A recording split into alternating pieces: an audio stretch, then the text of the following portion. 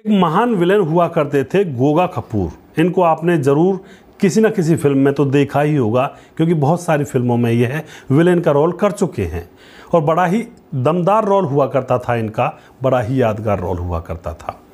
यहाँ पर दोस्तों इन एक्टर की मौत किस वजह से हुई थी और किस तरह से इन्होंने जीवन में कामयाबी को हासिल किया था और किस तरह से ये एक्टर बने, किस तरह से इनका पूरा जीवन रहा, आज यहाँ पर पूरे जीवन चरित्र के बारे में, गोगा कपूर के पूरे जीवन चरित्र के बारे में चर्चा करने वाले हैं। पूरी जानकारी लेने के लिए वीडियो को अंत तक ज़रूर देखिएगा दोस्तों। बड़ी मेहनत लगती है इन वीडियोज़ को बनाने में, बहुत ही ज़्यादा संघर्ष करना पड़ता है। नमस्कार, मैं हूं सुदेश कुमार और फिल्मी कहानियां चैनल में आपका स्वागत है। गोगा कपूर हिंदी फिल्मों में दमदार आवाज़ और शानदार पर्सनैलिटी वाले खलनायकों का जब जिक्र होता है तो गोगा कपूर भी उस लिस्ट में प्रथम सूची पर आते हैं। यहाँ पर विलेन के रूप में उनका ऐसा खौफ हुआ करता था कि लोग डर जाया करते थे जब वह फिल्मों में अपने रोल करने के लिए आया करते थे। पाकिस्तान के लाहौर में 15 दिसंबर 1940 को इनका जन्म हुआ था। वैसे इनका असली नाम रविंद्र कपूर था, मगर बॉलीवुड में वो गोगा के नाम से ही ज़्यादा प्रसिद्ध हुए थे। गोगा बहुत अमीर परिवार से संबंध रखते थे। उनके पिताजी जगतराम कपूर उस ज़माने में मशहूर टेक्सटाइल इंजीनियर हुआ करते थे। उनके पास बहुत सारा धन था, पैसा था और समाज में रुतबा था, सम्मान था, इज्जत थी। दोस्तों पिता चाहते थे कि बेटा भी उनकी तरह इंजीनियर बने और नाम कमाए और बहुत सारा पैसा कमाए। इसी वजह से गोगा को वह लाहौर से दिल्ली पढ़ने के लिए उन्होंने भेज दिया था और इनका जन्म दोस्तों पाकिस्तान के लाहौर में 10 दिसंबर 1940 को इनका जन्म हुआ था।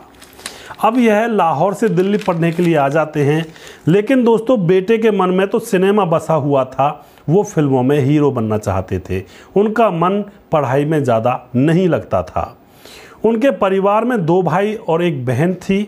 माँ कौशल्या देवी बेटे गोगा की मदद किया करती थी।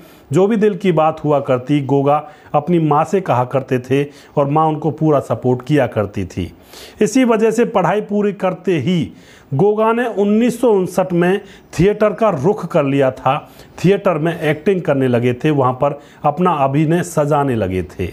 थिएटर में उनके साथ नाटकों में अमिताभ बच्चन की मां तेजी बच्चन भी अभिनय किया करती थी और दोनों की गहरी दोस्ती भी थी। कम ही लोगों को पता होगा कि अमिताभ को थिएटर की दुनिया में लाने वाले गोगा कपूर ही थे। उन्होंने ही पहली बार अपनी नाटक ओथेलो में अमिताभ को कैसियो का रोल दिलवाया था। अमिताभ इस बात के लिए गोगा के हमेशा शुक्रगुजार भी रहे थे। गोगा के बॉलीवुड में आने की कहानी भी बड़ी दिलचस्प है। दोस्तों बॉलीवुड में किस तरह से आए थे फिल्मों में, यह भी एक रोचक तथ्य है। मशहूर डायरेक्टर B.R. चोपड़ा जिन्होंने महाभारत बनाई थी, अक्सर वो गोगा के नाटकों को देखा करते थे। उन्होंने मन बना लिया था कि गोगा को वो अपनी फिल्म का हीरो बनाएंगे और फिर दोस्तों उन्होंने गोगा को साइन भी कर लिया था, मगर बदकिस्मती से फिल्म नहीं बन पाई थी। इसी बीच डायरेक्टर प्रकाश मेहरा जंजीर फिल्म बना रहे थे और अमिताभ को उस फिल्म में मुख्य भूमिका मिली तो उन्होंने गोगा को याद किया। उन्होंने गोगा कपूर का भी एहसान चुकाने का उनको यहाँ पर मौका मिल गया था, क्योंकि गोगा कपूर ने उनको नाटकों में उनकी एंट्री करवाई थी। तो अमिताभ बच्चन अपना एहसान चुकाने का यहाँ पर मौका ढूंढते हैं और अपनी जंजीर फिल्म में गोगा की सिफारिश कर देते हैं और फिर गोगा को उस फिल्म में लिया जाता है। उन्होंने फिल्म में गोगा कपूर को फिल्म में बेहतरीन रोल दिलवाया था दोस्तों, और फिल्म सुपरहिट भी रही थी। गोगा कपूर उभरते खलनायक बनकर भी इस फिल्म से उभरे थे और अब उन्होंने पीछे मुड़कर नहीं देखा। हर फिल्मी डायरेक्टर उनको अपनी फिल्म में खलनायक के रूप में लेना चाहता था। उनके दरवाजे पर डायरेक्टरों और प्रोड्यूसरों की लाइन लग गई थी। अब अमिताभ की फिल्मों में गोगा कपूर को खासकर खलनायक के किरदार जरूर मिला करते थे, क्योंकि इन दोनों की गहरी दोस्ती हो चुकी थी और अमिताभ बच्चन की मां तेजी बच्चन के साथ गोगा कपूर ने थिएटर में काम भी किया था। उनकी कुछ यादगार फिल्में हैं जिनका हम यहाँ पर नाम लेना चाहेंगे। यादों की बारात, सलाखें, हेरा फेरी, मुकद्दर का सिकंदर, मिस्टर नटवरलाल, दोस्ताना, शान, याराना, कुली और तूफान जैसी बहुत सारी हिट फिल्में इन्होंने दी थी। खासकर तूफान फिल्म में डाकू शैतान सिंह का जो किरदार था वो तो गब्बर सिंह के बाद सबसे ज़्यादा यादगार बना था। लोग बड़ा ही उनको पसंद करने लगे थे गोगा सिंह डाकू के नाम से।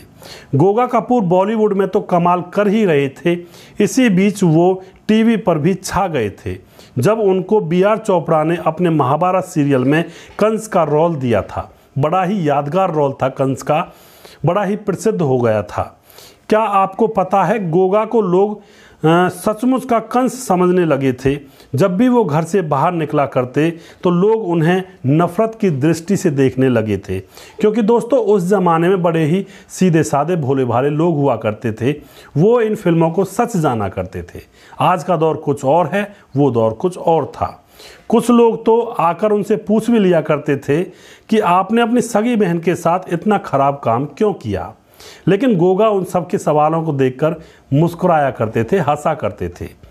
अब गोगा कपूर की लव स्टोरी के बारे में भी यहाँ पर जान लेते हैं दोस्तों। थिएटर करते समय शांता नाम की लड़की से उनको प्यार हो गया था। दरअसल प्यार तो शांता नाम की लड़की को उनसे हुआ था और अब यहाँ पर वो दोनों एक साथ अभिनय किया करते थे और शांता ने पहले गोगा से अपने प्यार का इजहार कर दिया था। उसके बाद गोगा भी उससे प्यार करते थे। मनी भन उसने भी अपना इजहार कर लिया था और दोनों ने 1966 में शादी कर ली थी और उनकी 3 बेटियां हुई। एक बेटी शैली, एक बेटी सोनू, एक पायल। और जो पायल है उनकी बेटी वो तो अभिनेत्री भी है। वो कम उम्र में ही गंभीर बीमारियों का शिकार हो गए थे दोस्तों। अब यहाँ पर उनकी मौत के बारे में चर्चा करते हैं, किस तरह से वह इस दुनिया को छोड़कर गए थे। तो कम उम्र में ही उनको बहुत सारी बीमारियां लग गई थी, लेकिन उन बीमारियों से ज़्यादा खतरा नहीं था, वे अपना जीवन जी रहे थे। साल 2008 में उनको पार्किंसन नाम की बीमारी ने घेर लिया था। पार्किंसन नाम की जो बीमारी होती है दोस्तों वो ऐसी होती है, उसमें सारे हाथ पैर कांपने लगते हैं और उनका पूरा शरीर जोर जोर से कांपने लगता है। आपने पुराने बूढ़े बड़ों को देखा होगा जो बुजुर्ग हुआ करते थे। अब तो इतनी ज़्यादा यह बीमारी नहीं है, लेकिन पुराने जो बूढ़े बड़े थे वह ज़्यादातर कांपने लगते थे बुढ़ापे में। तो यही बीमारी को पार्किंसन नाम की बीमारी कहा जाता है। यहाँ पर दोस्तों इंसान बहुत परेशान हो जाता है, ना खुद से खा सकता है, ना कुछ पी सकता है, ना एक जगह पर रुक सकता है।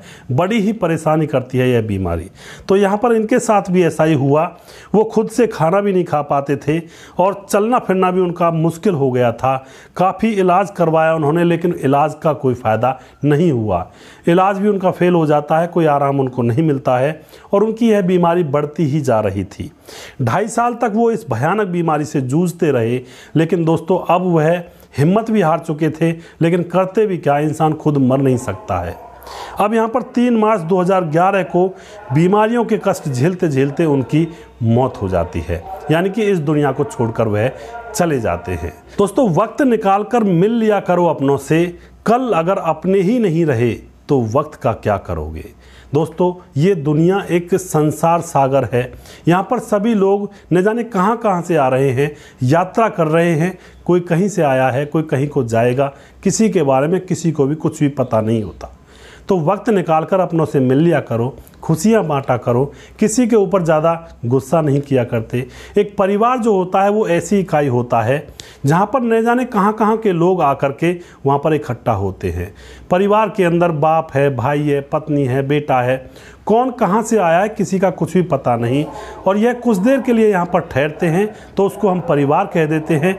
और जैसे जिसका टाइम पूरा होता चला जाता है वह फिर अपने सफ़र की तरफ निकलने लगता है। तो यहाँ पर कोई कहाँ से आया है और कहाँ को जाएगा किसी के बारे में कुछ भी पता नहीं।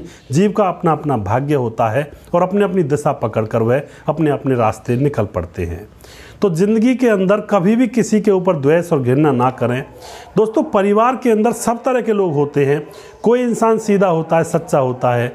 कोई इंसान एक तरह से परिवार वालों के एक तरह से खून पीता है।